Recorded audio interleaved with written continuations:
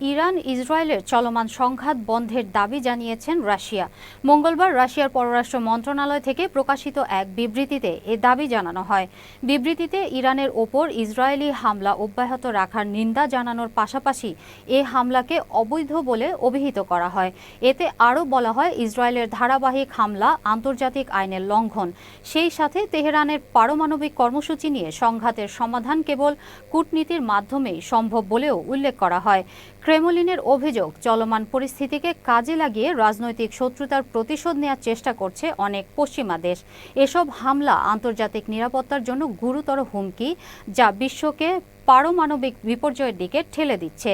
Israel ইরানের মধ্যকার সংঘাতের মধ্যস্থতাকারী হিসেবে কাজ করলেও রাশিয়া প্রস্তুত রয়েছে বলে জানানো হয় বিবৃতিতে।